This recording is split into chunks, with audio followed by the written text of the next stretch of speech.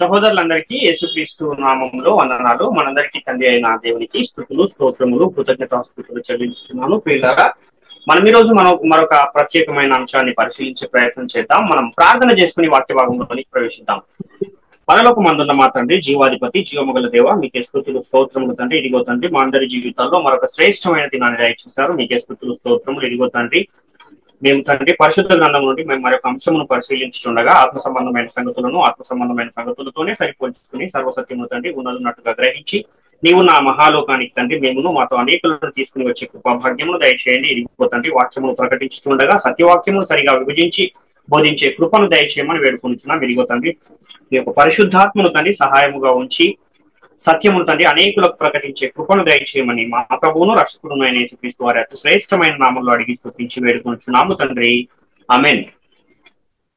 ప్రియమైన దేవుని వాళ్ళారా, మనం ఈరోజు పరిశుద్ధ గ్రంథం నుండి ఒక ప్రత్యేకమైన అంశాన్ని పరిశీలిద్దాం. అంశం పేరేంటి అని మనం ఆలోచిస్తే, క్రీస్తునందున్న ఎడల నూతన సృష్టి అనే అంశాన్ని మనం ఈరోజు పరిశీలన చేద్దాం. అయితే పరిశుద్ధ గ్రంథాన్ని కనుక మనం పరిశీలిస్తే, పరిశుద్ధ గ్రంథంలో ఆదాము నుండి సృష్టి అనేది ప్రారంభమైనట్టుగా మనకు అనేకమైన లేఖనాలు కనబడుతూ ఉంటాయి.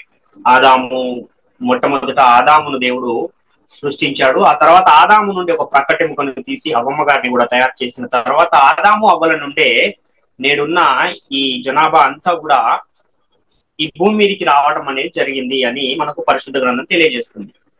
అయితే నేటి కాలంలో గనక మనం పరిశీలన చేస్తే, ఎవరైనా నూతన సృష్టిగా మారాలి అని అంటే క్రీస్తునందు ఉంటే నూతన సృష్టి అని పరిశుద్ధ గ్రంథం తెలియజేస్తుంది. అంటే ఏంటి నూతన సృష్టి?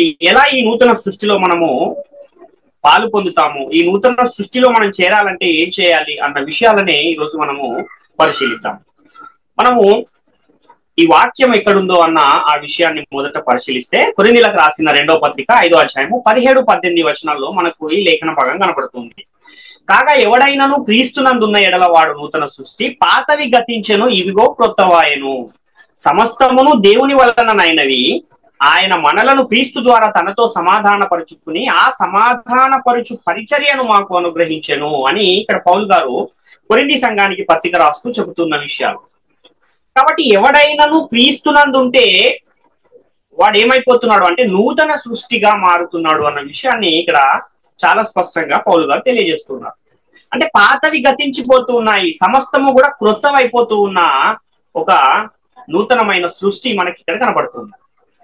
అంటే క్రీస్తునందున్న వారు నూతన సృష్టి అయితే ఇంతకీ పాత సృష్టి ఎవరు మరి అన్న ఆ విషయాన్ని కూడా మనం ఆలోచన చేయగలిగితే, ఆదాము నుండి యేసుక్రీస్తు వరకు ఉన్న ఆ మనుషులను ఆ యొక్క వంశాలను వాటన్నింటినీ కూడా మనం ఆలోచిస్తే దానినే పాత సృష్టి అని పరిశుద్ధ గ్రంథం తెలియజేస్తుంది.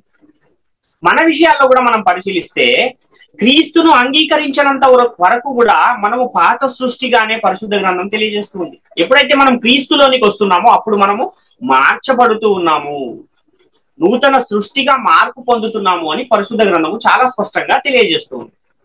కాబట్టి పాత సృష్టిలో ఉన్నటువంటి వారు శిక్షావిధికి లోనైన వారుగా కూడా మనకు అనేకమైన లేఖనాలు కనబడుతూ ఉంటాయి.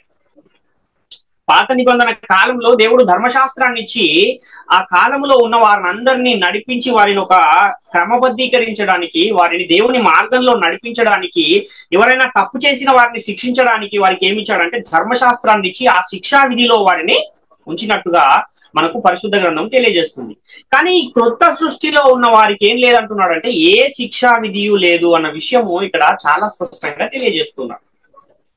అంటే పాత నిబంధనలో ఉన్న ఆ శిక్షా విధిలో ఎవరున్నారు అని అంటే క్రీస్తులోనికి రానివారు.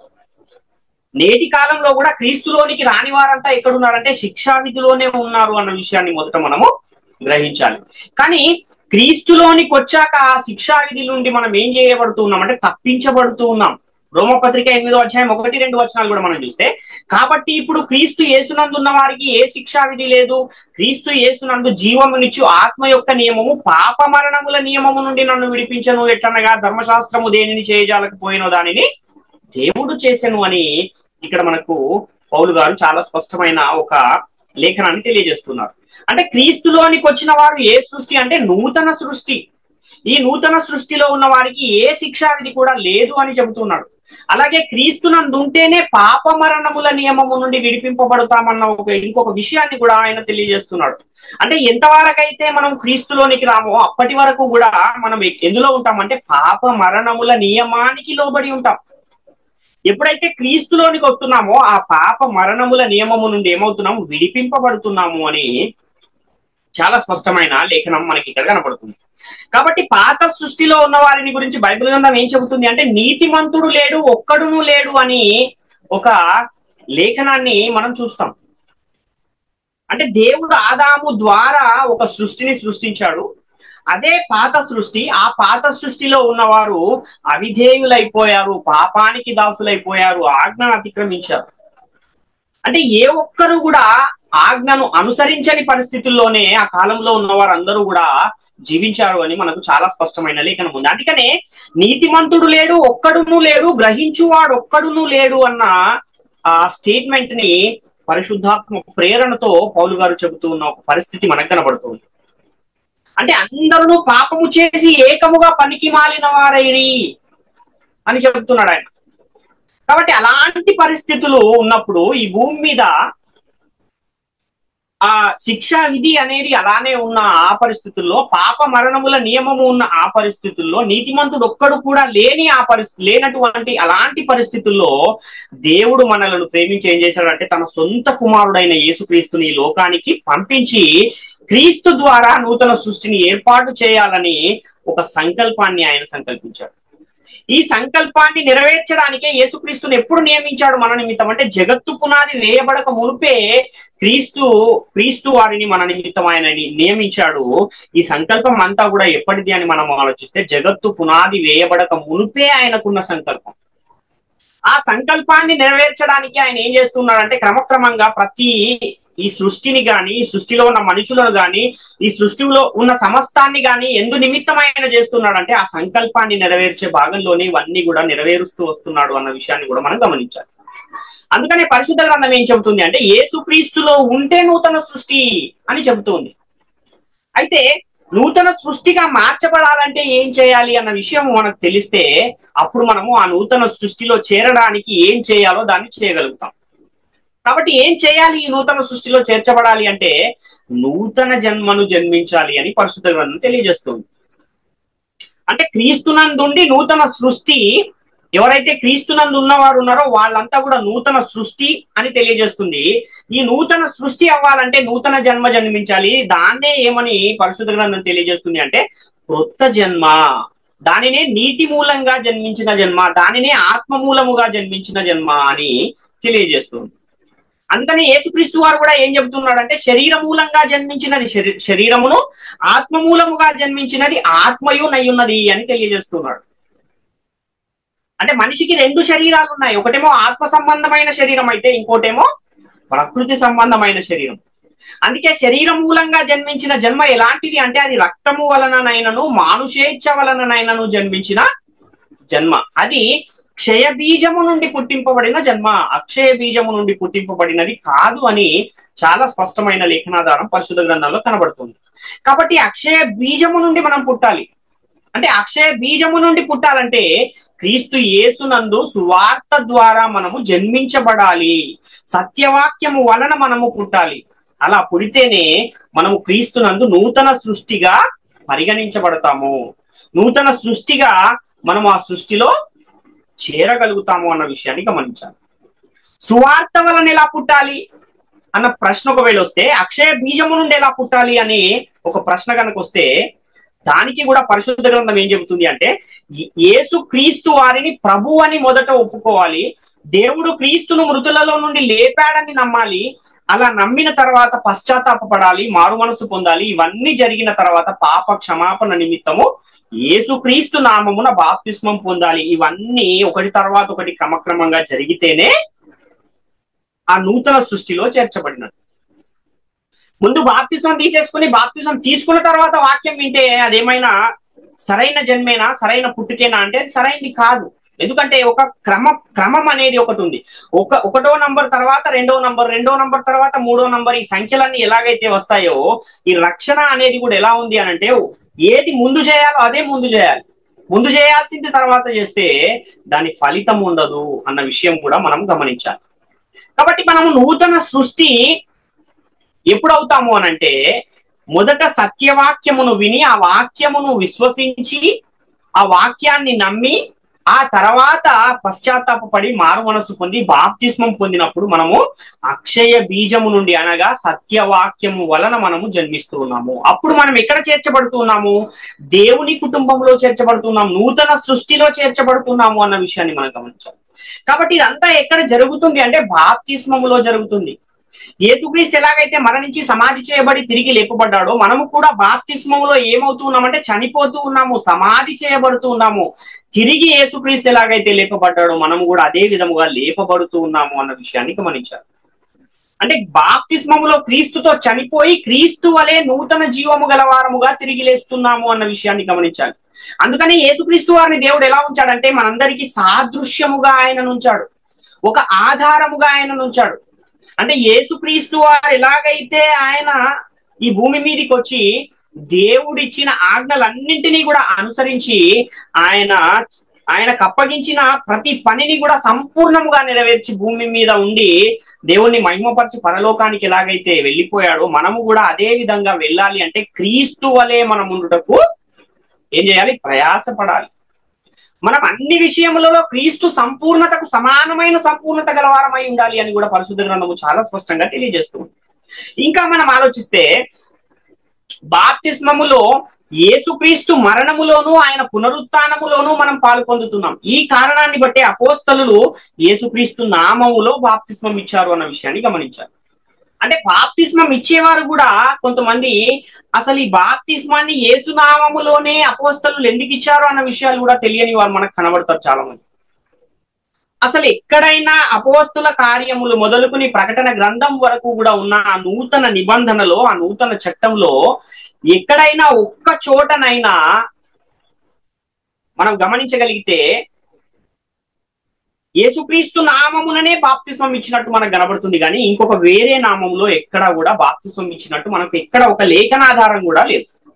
కానీ ఎందుకని అలా యేసుక్రీస్తు వారు వచ్చి తండ్రి కుమార పరిశుద్ధాత్మ నామములో బాప్తిస్మం ఇవ్వడం చెప్పి వెళ్ళినా సరే అపోస్తలులు యేసుక్రీస్తు నామములోనే ఎందుకు ఇచ్చారు అనంటే, మనము పాలు ఎందులో పొందుతున్నామంటే యేసుక్రీస్తు మరణములో పాలు పొందుతున్నాము, యేసుక్రీస్తు సమాధిలో పాలు పొందుతున్నాము, యేసుక్రీస్తు పునరుత్థానములో పాలు పొందుతున్నాము. గనుక యేసునామములో వాళ్ళు ఈ బాప్తిస్మం ఇచ్చారు అన్న ఈ బేసిక్ ఇన్ఫర్మేషన్ కూడా తెలియని వారు నేడు చాలా మంది మనకు కనబడుతుంటారు. ఇంకా ఏం జరుగుతుంది బాప్తిస్మంలో అని మనం ఆలోచిస్తే, మన ప్రాచీన స్వభావం ఏం చేస్తున్నాము? క్రియలతో కూడా సిలువ వేస్తూ ఉన్నాం. కాబట్టి నూతన జన్మ, నూతన సృష్టి అనేది మనకి ఎక్కడ దొరుకుతుంది, ఎక్కడ లభిస్తుంది అంటే బాప్తిస్మములో ఈ నూతన జన్మ, నూతన సృష్టిలో మనం చేరబడుతున్నాము, నూతన జన్మను మనం జన్మిస్తూ ఉన్నాము అన్న విషయాన్ని గమనించాలి. కాబట్టి నూతన సృష్టిగా మనం మార్చబడాలంటే ఎవరి లోనికి రావాలి అనంటే యేసుక్రీస్తు లోనికి మనం రావాలి, క్రీస్తులో మనము జన్మించాలి. అందుకే పరిశుద్ధ గ్రంథం ఏం చెబుతుంది అంటే శరీరమూలముగా జన్మించినది శరీరమును, ఆత్మమూలముగా జన్మించినది ఆత్మయు నయ్యున్నది అని యేసుక్రీస్తు వారు చెబుతున్నారు. అంటే బాప్తిస్మంలో ఏం జరుగుతుంది అంటే నూతన సృష్టిగా మార్చబడుతున్నాం. నూతన సృష్టిగా మార్చబడితే ఏం జరుగుతుంది అంటే పాతవన్నీ గతించిపోతున్నాయి, ప్రాచీన స్వభావం ఏమైపోతుంది, దాని క్రియలతో కూడా మనం పరిత్యజిస్తూ ఉన్నాం, దాన్ని సిలువ వేస్తూ ఉన్నాము అన్న విషయాన్ని గమనించాలి. అంటే నూతన సృష్టిగా మార్చబడాలంటే, నూతన సృష్టిగా నూతన జన్మ మనం జన్మించాలి అనంటే మనం ఏం చేయాలి, ఏ మాటలు వినాలి, ఏ విశ్వాసాన్ని మనం కలిగి ఉండాలి అన్న ఆ విషయాన్ని కూడా మనం చూస్తే, కాగా వినుట వలన విశ్వాసము కలుగును, వినుట క్రీస్తును గూర్చిన మాట వలన కలుగును అని రోమపత్రిక 10వ అధ్యాయం 17వ వచనం తెలియజేస్తుంది. అంటే క్రీస్తును గూర్చి వింటే ఏమొస్తుంది అంటున్నాడు? విశ్వాసం వస్తుంది. క్రీస్తును గూర్చిన ఏ సంగతులను వినాలి అంటే యేసుక్రీస్తు కన్యమరియకు జన్మించాడు అనేది వింటే వస్తుందా ఈ రక్షణ అంటే రాదు. మరి ఏది వినాలి అనంటే యేసుక్రీస్తే తండ్రి అని నమ్మేవారు కూడా నేటి కాలంలో చాలా మంది ఉన్నారు. కానీ అది సరైన విశ్వాసము కాదు. యేసుక్రీస్తు వారు తండ్రి కాదు. తండ్రి నన్ను పంపగానే నీ లోకానికి వచ్చాననేమో యేసుక్రీస్తు వారు సాక్ష్యం ఇస్తున్నారు. నా నా ప్రియ కుమారుణ్ణి, నా సొంత కుమారుణ్ణి నేను ఈ లోకంలోనికి పంపానని యేసుక్రీస్తు వారు సాక్ష్యం ఇస్తూ ఉన్నారు. అదే విధంగా ఈయనే దేవుని కుమారుడు అని అపోస్తలులు కూడా సాక్ష్యం ఇచ్చారు. అదే విధంగా ప్రధాన యాజకులు కూడా ఈయన దేవుని కుమారుడు అని సాక్ష్యం ఇచ్చారు. అయినా సరే ఇవన్నీ ఉన్నా కూడా ఇంకా చాలా మంది ఏమనుకుంటున్నారంటే లేదు లేదు యేసుక్రీస్తే తండ్రి అని నమ్మే వాళ్ళు కూడా చాలా మంది మనకు కనబడుతున్నారు. కాబట్టి ఇది సరైన విశ్వాసము కాదు. మరి ఏది సరైన విశ్వాసం అంటే దేవుడు తన సొంత కుమారుని ఈ లోకానికి పంపించాడు అనేది నమ్మితేనే మనకు నిత్య జీవం వస్తుంది, మనకు రక్షణ వస్తుంది. మరి ఏ క్రీస్తును మనం నమ్మాలంటే దేవుని కుమారుడైన క్రీస్తును మనం నమ్మాలి. అందుకనే యోహాను సువార్త 20:31 కూడా చూస్తే యేసు దేవుని కుమారుడైన క్రీస్తు అని మీరు నమ్మునట్లును నమ్మి ఆయన నామమందు జీవము పొందునట్లును ఇవి వ్రాయబడెను అంటున్నాడు. అంటే యేసుక్రీస్తుని ఏమని నమ్మాలి, ఏమని మన హృదయంలో విశ్వసించాలి, ఏమని ఒప్పుకోవాలి అన్న ఆ విషయాన్ని కూడా మనం చూస్తే రోమపత్రిక 10:9 అదేమనగా యేసు ప్రభువు అని నీ నోటితో ఒప్పుకుని దేవుడు మృతులలో నుండి ఆయనను లేపెనని నీ హృదయమందు విశ్వసించిన ఎడల నీవు రక్షింపబడదు అంటున్నాడు. అంటే యేసును ప్రభువు అని నమ్మాలి, దేవుడు మృతులలో నుండి ఆయనను లేపాడని హృదయమందు విశ్వసించాలి. పెంతెకొస్తు పండగ దినాన పేతురు గారి ప్రసంగాన్ని మనం ఒకసారి ఆలోచన చేస్తే పరిశుద్ధాత్మను పొందుకున్న పేతురు గారు చేసిన ప్రసంగాన్ని మనం ఒకసారి చూస్తే అక్కడ ఆయన ప్రకటించిన మాటలన్నింటినీ విన్న తర్వాత ఏం జరిగింది అక్కడ అంటే వాళ్ళు హృదయంలో నొచ్చుకుని ఏమన్నారంటే ఏలారా మేమేమి చేతుము అని పేతురును కడమ అపోస్తలులను అడిగినప్పుడు యేసుక్రీస్తు ఆ పేతురు గారు వారికి ఇచ్చిన సమాధానాన్ని మనం చూడగలిగితే మీరు పాప క్షమాపణ నిమిత్తము మీలో ప్రతివాడు యేసుక్రీస్తు నామమున బాప్తిస్మము పొందుడి, అప్పుడు మీరు పరిశుద్ధాత్మను వరము పొందుదురు అని చెబుతున్నాడు. అంటే ఈ బాప్తిస్మం మనల్ని ఎక్కడికి తీసుకెళ్తుంది అంటే నూతన సృష్టిలోనికి తీసుకువెళ్తుంది. బాప్తిస్మం అనేది మనం నూతన సృష్టిలోనికి వెళ్ళడానికి ఇది ఏంటది ఒక ద్వారము. ఆ ద్వారాన్ని గనక ఆ ద్వారములో నుంచి గనక మనం రాకపోతే మనకు అసలు రక్షణే లేదు అన్న విషయాన్ని మొదట మనం గమనించాలి. యేసుక్రీస్తు వారు నికోదేముకు జరిగిన సంభాషణను ఒక్కసారి మనం ఆలోచన చేస్తే యోహాను సువార్త 3:3 అందుకు యేసు అతనితో ఒకడు క్రొత్తగా జన్మించితేనే గాని అతడు దేవుని రాజ్యము చూడలేడని నీతో నిశ్చయముగా చెప్పుచున్నాను అని యేసుక్రీస్తు వారు ఇక్కడ చెప్తున్నారు. అంటే ఎవరైనా సరే దేవుని రాజ్యంలో చేరాలంటే ఏం చేయాలి అని చెప్తున్నారు యేసుక్రీస్తు వారు అంటే క్రొత్తగా జన్మించాలి, నూతనంగా జన్మించాలి అన్న విషయాన్ని ఇక్కడ చాలా స్పష్టంగా తెలియజేస్తుంది. ఏంటి నూతనంగా జన్మించడం, ఏంటి కొత్తగా జన్మించడము అని అంటే అదే యోహాను సువార్త 3:5 యేసు ఇట్లా నేను ఒకడు నీటి మూలముగాను ఆత్మ మూలముగాను జన్మించితేనే గాని దేవుని రాజ్యములో ప్రవేశింపలేడని మీతో నిశ్చయముగా చెప్పుచున్నాను అంటున్నాడు. అంటే రెండవ మారు జన్మించిన జన్మలో ఏం జరుగుతుంది అంటే నీటి మూలంగాను ఆత్మ మూలంగాను జన్మించడం అనేది జరుగుతుంది. అలా నీటి మూలంగా ఆత్మ మూలంగా జన్మించడం వల్ల దేవుని రాజ్యాన్ని మనం చూడగలుగుతున్నాము, దేవుని రాజ్యంలో మనం చేరగలుగుతున్నాము అని యేసుక్రీస్తు వారే స్వయంగా చెబుతున్న ఈ విషయాన్ని మనం గమనించాలి.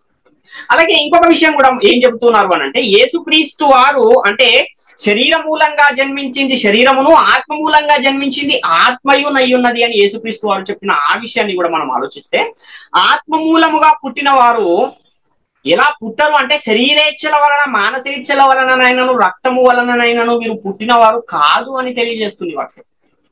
మరి ఎలా వీరు పుట్టారంటే అక్షయ బీజము నుండి వీరు పుట్టింపబడిన వారు, వీరు క్రొత్తగా జన్మించిన వారు అని చాలా స్పష్టంగా లేఖనం తెలియజేస్తుంది. యోహాను సువార్త 1:12-13 కూడా మనం చూస్తే తను ఎందరు అంగీకరించిరో వారందరికీ అనగా తన నామమునందు విశ్వాసం ఉంచిన వారికి దేవుని పిల్లలగుటకు ఆయన అధికారమును అనుగ్రహించను. వారు దేవుని వలన పుట్టిన వారే గాని రక్తము వలననైనను శరీరేచ్ఛల వలననైనను మానుషేచ్ఛల వలననైనను పుట్టింపబడిన వారు కారు అంటున్నాడు.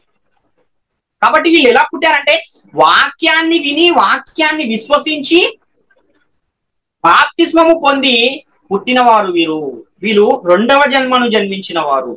అందుకనే యేసుక్రీస్తు వారు శరీర మూలముగా జన్మించినది శరీరమును, ఆత్మ మూలముగా జన్మించింది ఆత్మయునయ్యున్నది అని చెబుతున్నారు.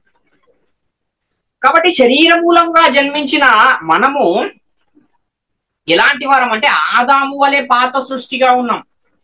మరి నూతన సృష్టిగా మార్చబడాలంటే ఏం జరిగితే మనం నూతన సృష్టిగా మార్చబడతామంటే, క్రొత్త జన్మ జన్మిస్తే, నీటి మూలముగా జన్మిస్తే, ఆత్మ మూలముగా జన్మిస్తే మనము నూతన సృష్టిగా మార్చబడతాం.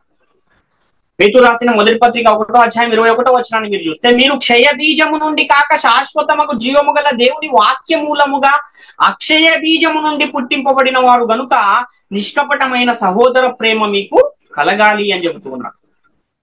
అంటే ఎలా పుట్టాలి అని అంటే, శాశ్వతమగు జీవము గల దేవుని వాక్య మూలముగా, అంటే అక్షయ బీజము నుండి పుట్టింపబడాలి. అప్పుడే మనము నూతన సృష్టిగా మార్చబడతాం.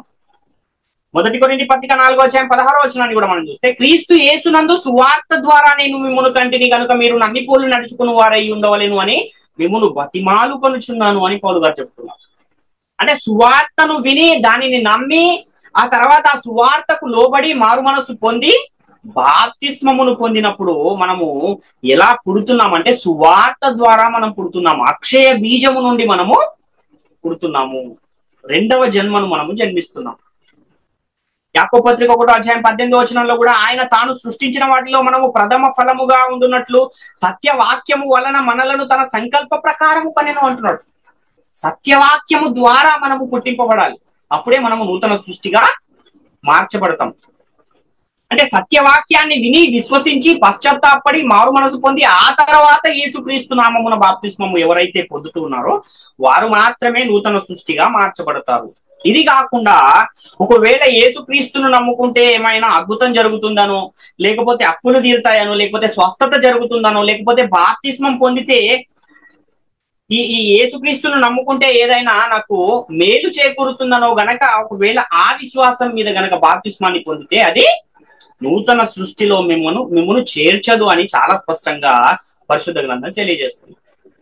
ఎవరైనా మీరు బాప్తిస్మం ఎందుకు పొందారు అని అడిగితే దానికి సమాధానం ఏం రావాలంటే, నేను పాపినని గ్రహించాను, యేసుక్రీస్తు దేవుని కుమారుడని నమ్మి ఆయన ప్రభువు అని ఒప్పుకుని దేవుడు ఆయనను మృతులలో నుండి లేపాడని విశ్వసించి పశ్చాత్తాపడి మారు మనసు పొంది పాప క్షమాపణ నిమిత్తము నేను యేసుక్రీస్తు నామంలో బాప్తిస్మం పొందాను అని ఎవరైతే చెప్తారో అది సరైన విశ్వాసము, అది సరైన జన్మ, అది నిజంగానే క్రొత్తగా జన్మించడం. అంటే అలా ఎవరైతే సమాధానం ఇస్తున్నారో వారు మాత్రమే క్రొత్తగా జన్మించిన వారు అన్న విషయాన్ని గమనించారు.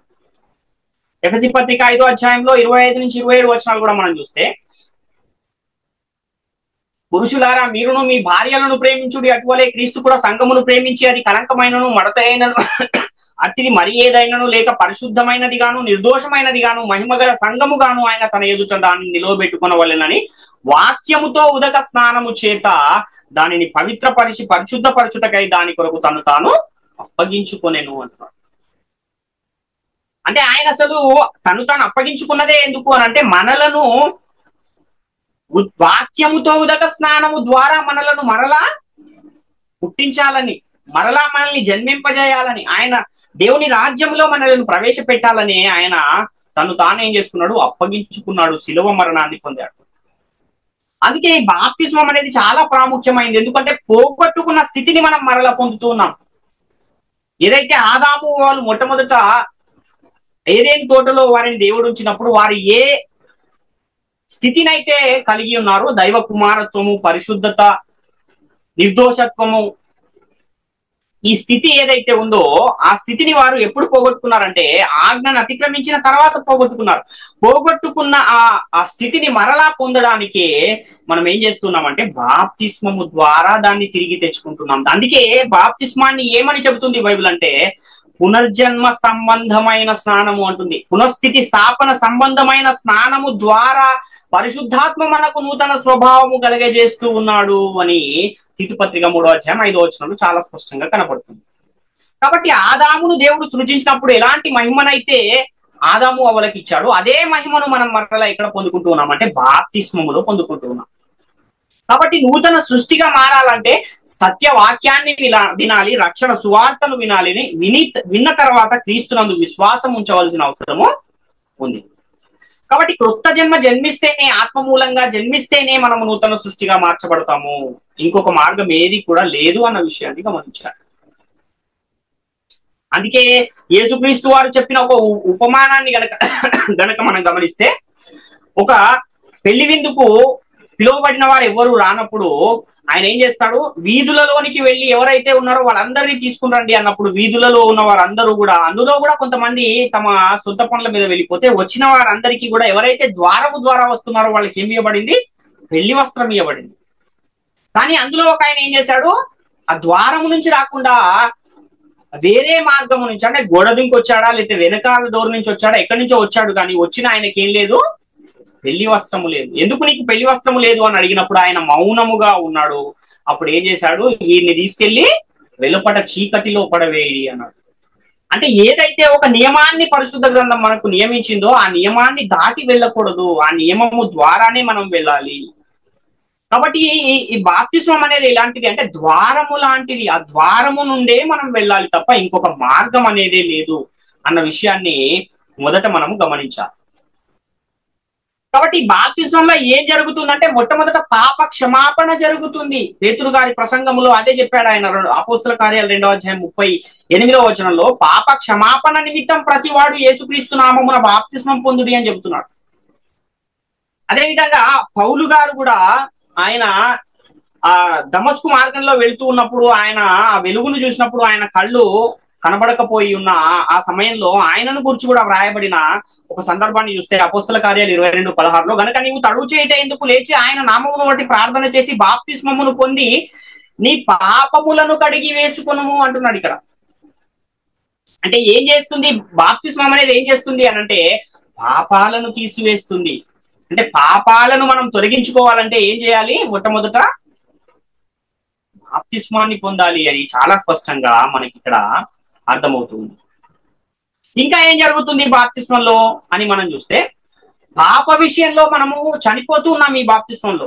అంటే ఎవరైనా సరే బాప్తిస్మం ఎందుకు తీసుకోవాలి అని ఎవరైనా ప్రశ్నిస్తే పాప క్షమాపణ కొరకు తీసుకోవాలి, పాప విషయంలో చనిపోవడానికి బాప్తిస్మం తీసుకోవాలి అన్న విషయాన్ని మొదట మనం గ్రహించాలి. ఇంకా ఏం జరుగుతుంది అనంటే క్రీస్తు మరణములో పాలు పొందడానికి మనం బాప్తిస్మాన్ని పొందాలి. క్రీస్తు యొక్క మరణములో పాలు పొందితేనే మనము నూతన సృష్టిలో చేర్చబడతాం. రోమపత్రిక 6వ అధ్యాయం 3వ వచనంలో క్రీస్తు యేసులోనికి బాప్తిస్మం పొందిన మనం అందరము ఆయన మరణములోనికి బాప్తిస్మం పొందితిమని మీరు ఎరగరా అంటున్నాడు ఇక్కడ. ఇంకా ఏం జరుగుతుంది బాప్తిస్మంలో అంటే నూతన జీవము గలవారమై నడుచుకొనుటకు క్రీస్తుతో కూడా పాతి పెట్టబడుతూ ఉన్నాం. అంటే క్రీస్తుతో పాతి పెట్టబడటం అనేది, నూతన జీవము గలవారమై ఉండటం అనేది ఎక్కడ జరుగుతుంది, బాప్తిస్మంలో జరుగుతుంది. రోమపత్రిక 6వ అధ్యాయం 4వ వచనంలో కాబట్టి తండ్రి మహిమ వలన క్రీస్తు మృతులలో నుండి ఎలాగూ లేపబడెనో అలాగే మనమును నూతన జీవము పొందిన వారమై నడుచుకున్నట్లు మనము బాప్తిస్మము వలన మరణములో పాలు పొందుటకై ఆయనతో కూడా పాతి పెట్టబడితిమి అంటున్నాడు.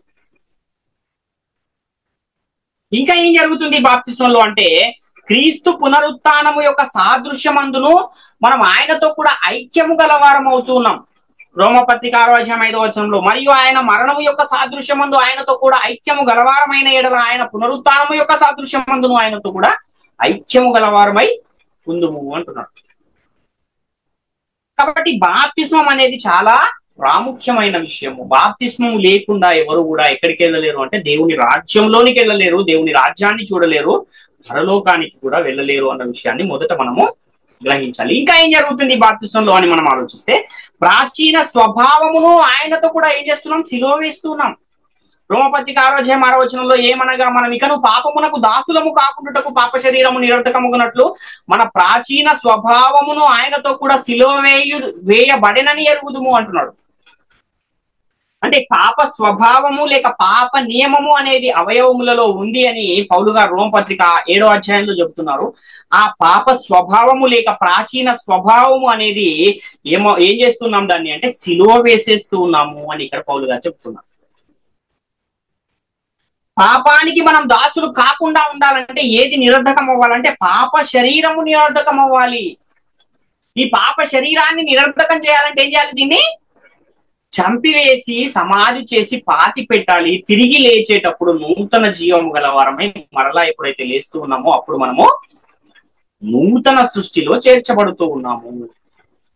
గలతీ పత్రిక 2వ అధ్యాయం 20వ వచనాన్ని కూడా చూస్తే నేను క్రీస్తుతో కూడా సిలువ వేయబడి ఉన్నాను, ఇకను జీవించువాడను నేను కాను, క్రీస్తే నా యందు జీవించుచున్నాడు. నేను ఇప్పుడు శరీరమందు జీవించుచున్న జీవితము నన్ను ప్రేమించి నా కొరకు తను తాను అప్పగించుకొనిన దేవుని కుమారుని అందలి విశ్వాసము వలన జీవించుచున్నాను అంటున్నాడు. అంటే ఈ పాత క్రియలన్నీ ఏం చేయాలి? క్రీస్తుతో కూడా సిలువ వేయబడిపోవాలి. అప్పుడే మనము నూతన సృష్టిగా మార్చబడతాము. ఎక్కడ జరుగుతుంది ఈ సిలువ వేసే ఈ ఈ ఈ ప్రాసెస్ అంతా? ఎక్కడ జరుగుతుంది అంటే బాప్తిస్మములో జరుగుతుంది. ఈ ప్రాచీన స్వభావాన్ని కూడా సిలువ వేయడం అనేది ఎక్కడ జరుగుతుంది? బాప్తిస్మములో జరుగుతుంది. ఈ సమాధి చేయబడటం కూడా ఎక్కడ జరుగుతుంది?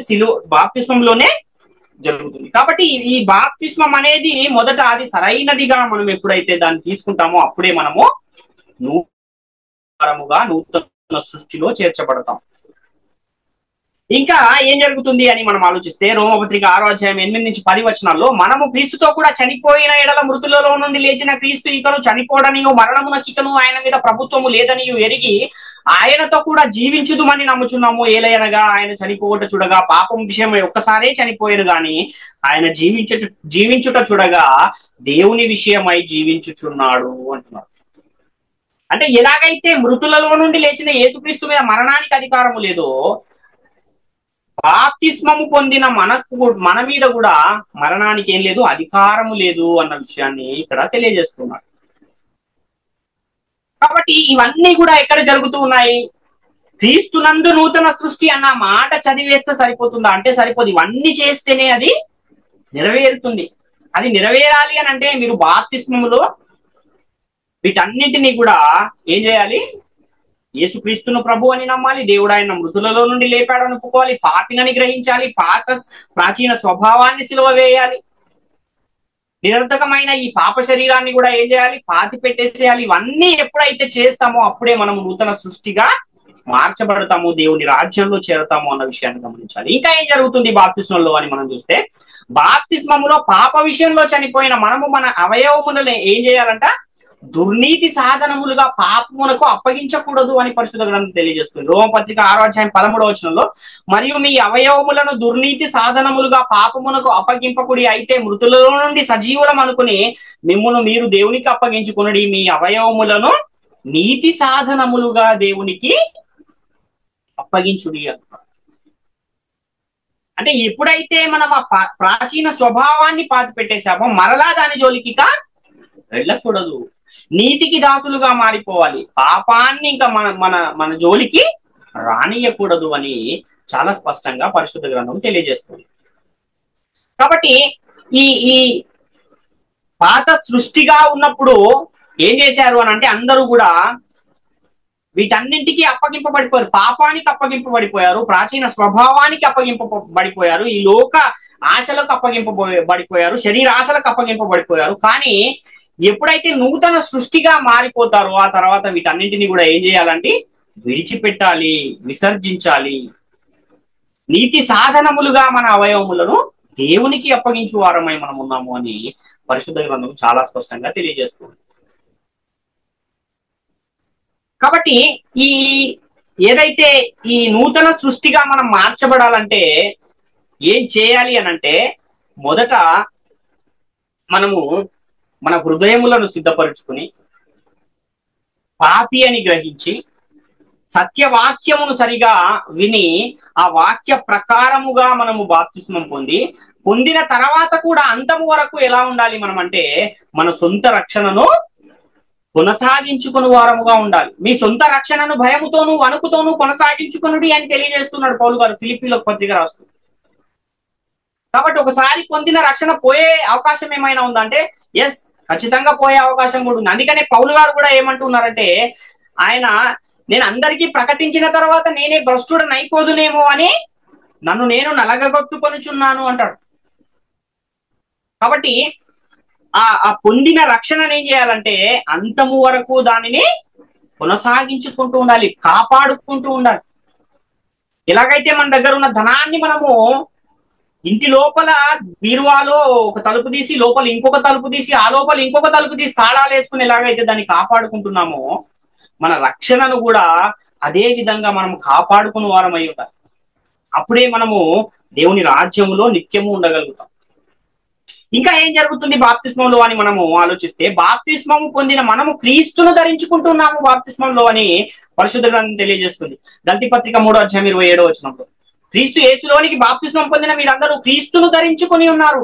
అందుకే కాగా ఎవడైనను క్రీస్తునందున్న ఎడల వాడు నూతన సృష్టి, పాతవి గతించను, ఇదిగో కృతవాయను అని కొరింథీయులకు రాసిన 2:5 తెలియజేస్తున్నారు. అదేవిధంగా ఇప్పుడు క్రీస్తు యేసునందున్న వారికి ఏం లేదు, ఏ శిక్షా విధియు లేదు. రోమాపత్రిక 8:1 కాబట్టి ప్రియులారా, క్రీస్తు యేసులోనికి బాప్తిస్మం పొందిన మనమే ఏం చేసుకుంటున్నాం, ఎవరిని ధరించుకుంటున్నాం అంటే క్రీస్తును ధరించుకుంటున్నాం. క్రీస్తునందు ఉంటేనే నూతన సృష్టిగా మార్చబడుతున్నాం. క్రీస్తునందు ఉంటేనే మనకు శిక్షా విధి ఉండదు, శిక్షా విధి లేని వారముగా ఉంటాం. కాబట్టి బాప్తిస్మం అంటే ఏంటి? కొత్త జన్మ జన్మించడం, నూతన జన్మ జన్మించడం, ఆత్మ మూలముగా జన్మించడం, నీటి మూలముగా జన్మించడం, పునర్జన్మ సంబంధమైన స్నానము చేయడం, వాక్యము ద్వారా ఉదక స్నానము చేయడం, ఇదంతా కూడా బాప్తిస్మాన్ని గురించే తెలియజేయబడుతున్న పర్యాయ పదాలు అన్న విషయాన్ని గమనించాలి. కాబట్టి ఈ నూతన సృష్టిలో పాలిభాగస్తులు కావాలంటే నూతన జన్మ మనము జన్మించాలి అనేది తప్పనిసరి. కండిషన్స్ అప్లై అని అప్పుడప్పుడు మనం చూస్తుంటాం. ఏదైనా వస్తువు కొనేటప్పుడు కానీ, ఏదైనా ఈఎంఐ తీసుకునేటప్పుడు కానీ చిన్న చుక్క పెట్టి కండిషన్స్ అప్లై అంటారు. కాబట్టి ఇక్కడ కూడా కండిషన్స్ అప్లై. ఎందుకు కండిషన్స్ అప్లై అంటే, ముందు నువ్వు ఎలాగైతే ఉన్నావు అది అయిపోయింది. ఇక నుంచి ఎలాగ ఉండాలంటున్నాడు అంటే పరిశుద్ధమైన ప్రవర్తన గలవారై ఉండాలంటున్నాడు. మారు మనస్సు పొందిన తర్వాత రూపాంతరము చెందాలి. ఇంకా రూపాంతరం చెందిన తర్వాత మరలా వెనక్కి తిరిగి చూడకూడదు. ముందుకు యేసు వైపు చూచుచూ ఏం చేయాలన్నాడు? అలా వెళుతూ ఉండాలి. అందుకే యేసు మన మన మన మన నిమిత్తము ఒక మాదిరిని చూపించడానికే ఈ లోకానికి వచ్చాడు. అంటే యేసుక్రీస్తు వచ్చేంత వరకు ఏ మనుష్యుడు కూడా పాపాన్ని జయించలేని పరిస్థితిలో ఉన్నాడు, శరీరాన్ని జయించలేని పరిస్థితిలో ఉన్నాడు, ఈ లోకాశలను జయించలేని పరిస్థితిలో ఉన్నాడు. కానీ యేసుక్రీస్తు వారు కూడా మనలాంటి శరీరాన్ని ధరించుకుని వచ్చి, ఈ మట్టి శరీరాన్ని ఆయన ధరించుకుని వచ్చి ఈ శరీరంలో ఉండి కూడా ఈ లోకాన్ని జయించవచ్చు, పాపాన్ని జయించవచ్చు, శరీర దురాశలను కూడా జయించవచ్చు అని మనకు చూపించడానికి ఆయన ఈ లోకానికి వచ్చి ఆ విధంగా ఆయన ఏదైతే తండ్రి ఇచ్చిన ఆజ్ఞలన్నింటినీ అనుసరించి ఈ లోకాన్ని జయించేసి పరలోకానికి తిరిగి వెళ్ళిపోయిన ఒక పరిస్థితి కనబడుతుంది. అందుకనే పౌలు గారు ఏమంటారంటే, నేను క్రీస్తును పోలి నడుచుచున్న ప్రకారం మీరు నన్ను పోలి నడుచుకునుడే అని చెబుతున్నాడు. ఈ మాట చెప్పాలంటే చాలా ధైర్యం కావాలి. ఎందుకంటే మనము అలా అలా నడవగలిగితేనే ఆ మాట చెప్పగలుగుతాం. నడవకుండానే ఆ మాట చెప్పగలమా అంటే చెప్పలేదు. కాబట్టి ఈ నూతన సృష్టిలో మనం పాలిభాగస్తులం కావాలంటే నూతన జన్మ జన్మించడం అనేది తప్పనిసరి అన్న విషయాన్ని గమనించాలి. ఈ నూతన సృష్టినే బైబిల్ గ్రంథం ఏమంటుంది అంటే, నీటి మూలంగా జన్మించడము, ఆత్మ మూలంగా జన్మించడము, క్షయ బీజము నుండి కాక అక్షయ బీజము నుండి జన్మించడము అని చెబుతుంది. సత్యవాక్యము వలన జన్మించడము అని చెబుతుంది. కాబట్టి ఇలా మనము తిరిగి రెండవ జన్మ జన్మించిన మనము మన అవయవములను ఏం చేయాలంటే నీతి సాధనములుగా అప్పగించాలి. కాబట్టి ఈ బాప్తిస్మములో ఎప్పుడైతే మనం పాలిభాగస్తులం అవుతూ ఉన్నామో అప్పుడు మనము యేసుక్రీస్తునందు ఉన్న వారం అయిపోతున్నాము, క్రీస్తును ధరించుకున్న వారం అయిపోతున్నాము. అలాంటి పరిస్థితుల్లో ఏం జరుగుతుంది అంటే, మనం ఏం చేయాలి అంటే పరిశుద్ధమును అనుకూలమును అగు సజీవ యాగముగా మీ శరీరములను ఆయనకు సమర్పించుకొనుడి అని వాక్యం తెలియజేస్తుంది. ఈ లోక మర్యాదను అనుసరింపక ఉత్తమమును అనుకూలమును ఆయన దేవుని చిత్తమేదో పరీక్షించి మీ మనస్సు మారి నూతన మగుట వలన రూపాంతరము చెందుడి అని కూడా చాలా స్పష్టంగా మనకు లేఖనాలు తెలియజేస్తూ ఉన్నాయి. కాబట్టి నీవు క్రీస్తులోనికి వస్తేనే నూతన సృష్టిగా మార్చబడతావు అన్న విషయాన్ని మొదట గ్రహించాలి. ఎవడైనాను క్రీస్తునందున్న ఎడలనే వాడు నూతన సృష్టి తప్ప క్రీస్తునందు లేకపోతే నూతన సృష్టి కాదు. కాబట్టి క్రీస్తునందు ఉంటేనే నూతన సృష్టి. ఆ క్రీస్తునందు ఉంటేనే ఏమవుతాయి? పాతవి గతించిపోతాయి. క్రీస్తునందు లేకపోతే పాతవి గతించిపోవు. కాబట్టి నూతన సృష్టిగా మార్చబడాలంటే మొదట మనము సత్యవాక్యమును విని ఆ వాక్యం ఎలాగైతే బాప్తిస్మం తీసుకోమని చెబుతుందో ఆ ప్రకారముగా మనము రెండవ జన్మను జన్మించి క్రీస్తులో రెండవసారి జన్మించి దేవుని రాజ్యములో ప్రవేశిస్తేనే మనము యేసుక్రీస్తునందున్న వారమై నూతన సృష్టిగా మార్చబడతాము అన్న విషయాన్ని మనం గమనించాలి. కాబట్టి ప్రియులారా, ప్రాముఖ్యమైన ఈ విషయాలన్నీ కూడా ప్రతి ఒక్కరు గమనించి గ్రహించి దేవుని కృపకు పాత్రలుగా ఉండాలని మిమ్మల్ని అందరినీ వేడుకొని నా మాటలు ముగిస్తున్నాను. అందరికీ వందనాలు.